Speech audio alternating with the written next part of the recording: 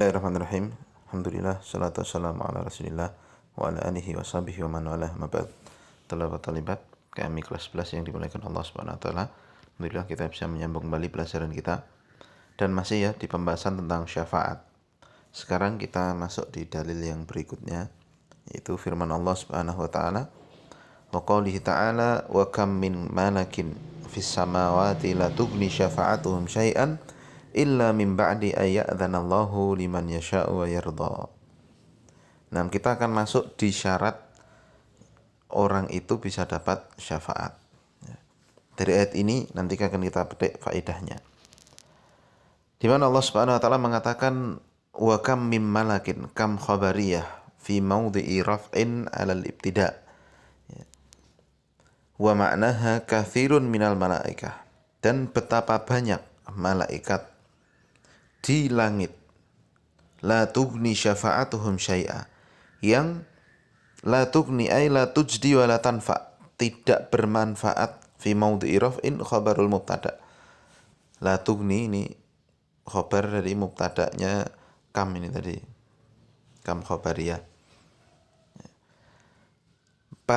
Betapa banyak malaikat di langit yang tidak bermanfaat syafaat mereka sedikit pun, kecuali mimba di ayat dan Allah lahum fi syafaat, kecuali setelah Allah izinkan mereka untuk memberi syafaat, wa yardha, liman yasha wa yardha, liman yasha min ibadihi, kecuali setelah Allah izinkan para malaikat itu untuk memberi syafaat kepada siapa dari hambanya yang Allah kehendaki, wa yardha, dan Allah ridhoi perkataan dan perbuatannya. Jadi gampangnya begini, betapa banyak malaikat di langit itu tidak bisa memberi syafaat, begitu ya, tidak bermanfaat syafaat mereka sedikit pun, kecuali setelah Allah berikan izin pada malaikat itu untuk memberi syafaat bagi orang yang Allah kehendaki, yang pertama, dan yang kedua orang yang Allah ridhoi. Paham? Ya, jadi syafaat itu ada, tetapi ya berlaku mengikat. Yang pertama mengikat bagi, di sini kan contohnya malaikat. Ya. Malaikat itu bisa memberi syafaat kapan? Kecuali setelah diizinkan Allah dulu. Lalu mengikat bagi yang diberi syafaat kapan? Dua, orang itu dikehendaki oleh Allah, ya, lalu orang itu diridhoi oleh Allah.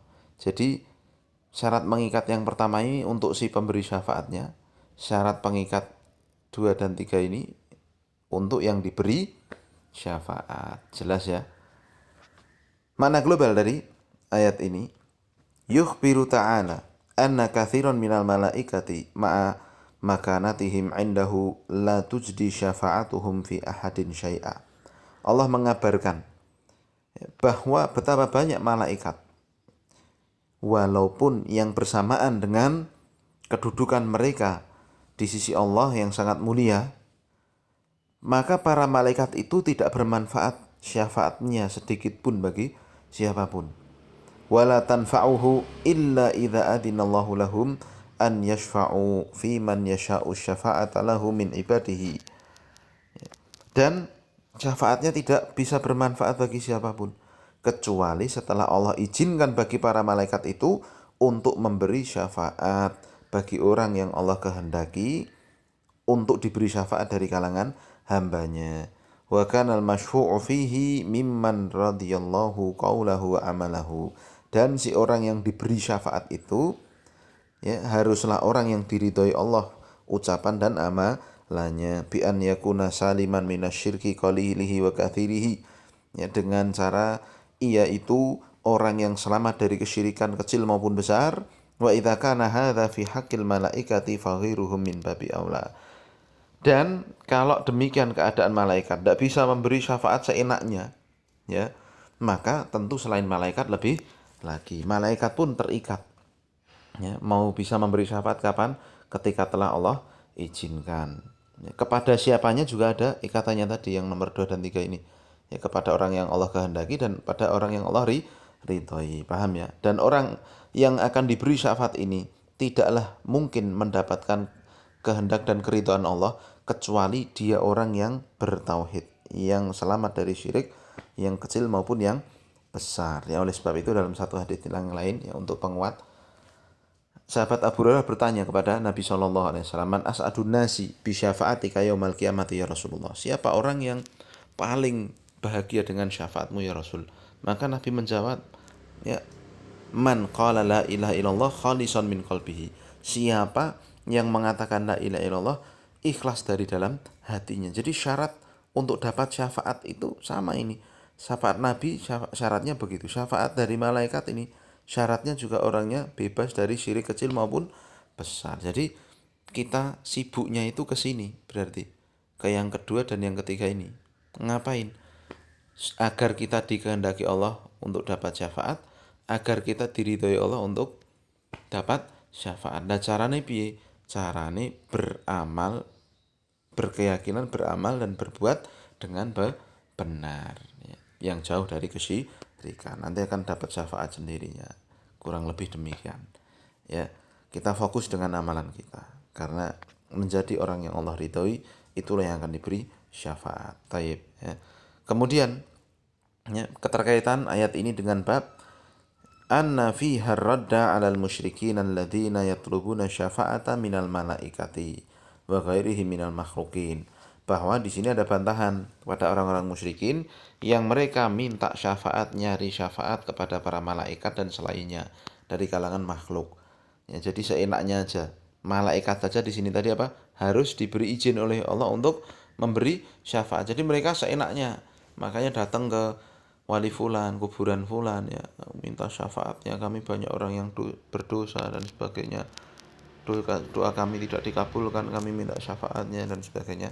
Lu seenaknya minta bukan kepada Allah tetapi pada makhluk tersebut. Nah, ternyata kita tahu di sini ada syarat-syarat mengikat dari orang yang akan dapat syafaat. Paham ya? Faedah yang kita bisa ambil dari nama hadis ini, dari ayat ini, yang pertama, ar-raddu 'alal musyrikin alladzina yuqarribuna ilal makhluqina yatlubuna minhum syafa'ah. Bantahan bagi orang-orang musyrikin yang mana mereka bertakarub, mendekatkan diri kepada para makhluk, meminta syafaat dari mereka. Lalu yang kedua, anna syafa'ata milkun lillahi wahdahu la tutlabu illa minhu. Bahwa syafaat itu milik Allah sebagaimana pernah kita pelajari sebelumnya. Milik Allah secara mutlak. Ya, tidak diminta kecuali darinya. Ini loh ya. Lalu yang ketiga, anna syafa'ata la tanfa'u illa bi syartaini. Penting ya, bahwa syafaat itu tidak akan mungkin bermanfaat kecuali dengan dua syarat. Yang pertama, syaratul awal, idnur rabbi lisyafi'i an yashfa'. Izin dari Allah bagi si pemberi syafaat untuk memberi syafaat. Lalu yang kedua, syaratul tsani, ridhahu anil masyfu'i fi. Ridho Allah bagi si orang yang mau diberi syafaat itu. Bi an yakuna min ahli tauhid wal ikhlas. Ya, yang mana dia itu adalah apa? Orang yang bertauhid dan ikhlas. Jadi syaratnya disimpulkan jelas sekali ya. Ada dua. Ya, berlaku mengikat bagi dua pihak. Pihak pertama yang memberi syafaat harus diberi izin oleh Allah.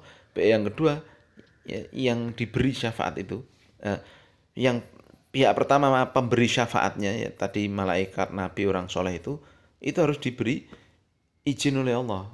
Jadi sakala PDW begitu. Lalu yang kedua, ridho Allah bagi yang mau diberi syafaat. Paham ini? Nah, ini perkara yang sangat penting ya tentang syarat syafaat. Tapi insyaallah sampai sini dulu ya 1 jam pelajaran. Insyaallah kita sambung pada kesempatan berikutnya. Subhanakallahumma wa bihamdika, asyhadu an la ilaha illa anta astaghfiruka wa atubu ilaik. Assalamualaikum warahmatullahi wabarakatuh.